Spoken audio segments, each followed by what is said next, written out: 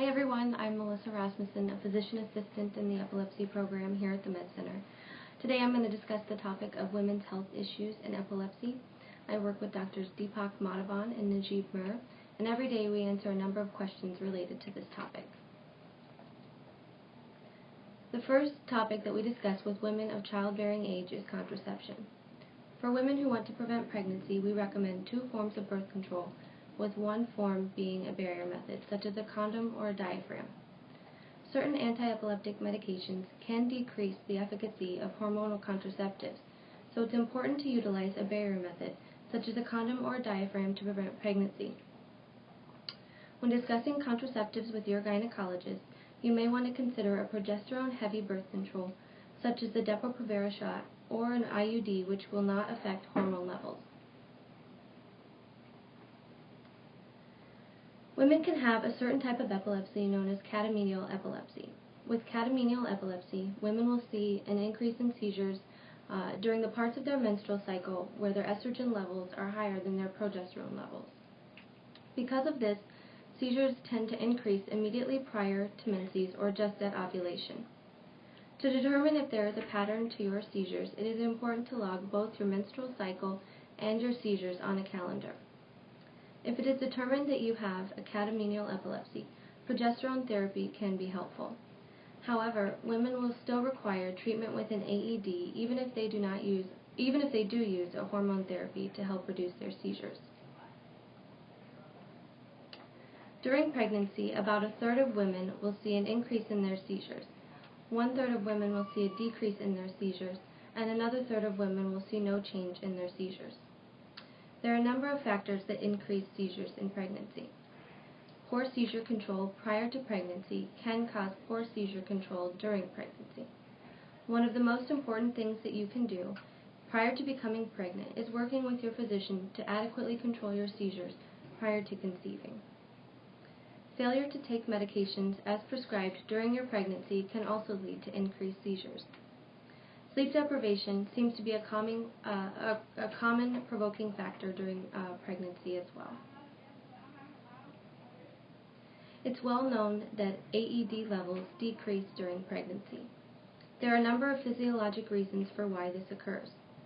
The increase in female sex steroids increase during pregnancy and can change the way that the drug is metabolized. Renal clearance increases, which changes the way the drug is metabolized, and your blood volume increases as you progress throughout your pregnancy. During pregnancy, AED levels should be followed closely. Once a patient becomes pregnant, we like to see them in Epilepsy Clinic as soon as possible so that baseline drug levels can be drawn. In our Epilepsy Clinic, we monitor drug levels every 2 months throughout your pregnancy to ensure that AED levels stay within the therapeutic range. We may increase your medication even if you have not had a seizure to ensure that if we see that your levels start to become subtherapeutic or drop significantly. Our goal in epilepsy is to control your seizures as best as possible during pregnancy. Mothers who have seizures during pregnancy can go on to have normal and healthy babies. Alternatively, frequent or poorly controlled seizures can cause problems for the baby. Generalized tonic-clonic seizures can cause maternal and fetal hypoxia, acidosis, changes in the baby's heart rate, developmental delay, and possibly even miscarriages or stillbirths. Other types of seizures can cause trauma, which could lead to complications as well. Most women who are thinking of becoming pregnant are concerned about side effects related to taking AEDs. It is much safer to take an AED during pregnancy to prevent seizures rather than not take a medication and have seizures during your pregnancy. Newer generation AEDs are safer and have lower risk of birth defects compared to older generation AEDs. Older AEDs are known to have a higher risk of major congenital malformations and include Depakote, carbamazepine, Topamax, and phenobarbital. Newer generation medications that are associated with less risk and are safer during pregnancy include Lamotrigine, levetiracetam, oxcarbazepine, and gabapentin. Your risk of having a baby with a major congenital malformation can be decreased if you supplement with extra folic acid. For most of our pregnant patients, we recommend 2 milligrams of folic acid plus a prenatal vitamin on a daily basis. For others on a multi-drug regimen or older generation medications, we will recommend that they take 4 milligrams of folic acid plus a prenatal vitamin. If you are a woman of childbearing age, we recommend that you follow these guidelines as soon as you are started on an AED because a majority of these malformations can occur within the first 4 to 6 weeks of pregnancy. The most common major congenital malformations are congenital heart defects, cleft lip or cleft palate, urogenital defects, and neural tube defects. Valproic acid is the AED associated with the highest risk of fetal birth defects.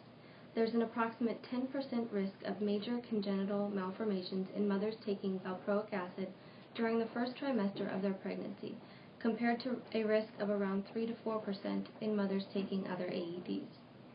This means there is an increased risk of spina bifida, cleft palate, and heart defects.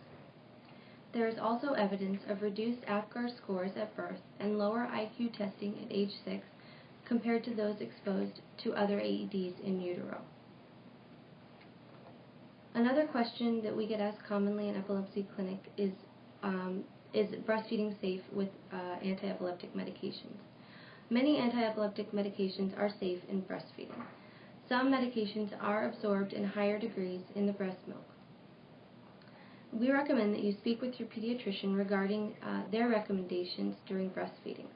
Caution should be considered if the mother is taking phenobarbital, ethosuximide, or benzodiazepines, as these can be in higher levels in the breast milk. There are a number of resources for patients to go to do more research on their own. The North American Pregnancy Registry is a registry whose objective is to obtain and publish information on the frequency of major malformations in women who take AEDs. This registry tests a number of newer AEDs and will be helpful in determining which medications will be safer in pregnancy in the future. You can go to their website for information that they have published on their findings, or if you are pregnant and taking one or more AEDs and would like to enroll in the study. The Lamotrigine Pregnancy Registry is a registry of the rate of congenital malformations that occur in mothers taking lamotrigine during their first trimester of pregnancy. The study was conducted over 18 years. The Gabapentin Pregnancy Registry and European and International Registry of AEDs in pregnancy also provides similar information.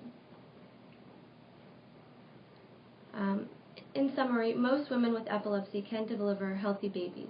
We recommend frequent follow-up with your neurologist and OB, as well as careful avoidance of triggers to give you the best chance of delivering a safe and healthy baby. If you have questions about epilepsy and pregnancy or anti-epileptic medications that you are on, I invite you to come see us in Epilepsy Clinic. We have a team of 2 epileptologists, 2 mid-level providers, and 2 nurse case managers who are happy to assist you and answer any questions that you may have. This concludes my presentation. I will now answer a couple of questions that viewers have asked. And one question was, I just found out that I'm pregnant. Should I stop taking my medications? Our recommendation would not be to stop taking your medications. We recommend that you continue on your medications and see your neurologist as soon as possible. Additionally, it is recommended that you do not stop your medications abruptly, as this can cause a seizure. Another question that we have is, I want to breastfeed, but I don't know if I can do that because I'm taking an anti-epileptic medication. Do I have to stop my medication so that I can breastfeed? With this question, we usually recommend that they check with their pediatrician to get their recommendations. Some medications are excreted in higher amounts in the breast milk, but we certainly don't recommend that you stop your medications in order to breastfeed. And another question states, it looks like some women experience a decrease in seizures while pregnant. Is it possible to have a seizure-free pregnancy if I'm careful about my triggers and take my medication? It's certainly possible to go through your pregnancy without having any seizures. A lot of women do it, and as long as you're careful to avoid sleep deprivation, take your medications as prescribed, and work closely with your neurologist to monitor your levels, this should be a very reasonable possibility.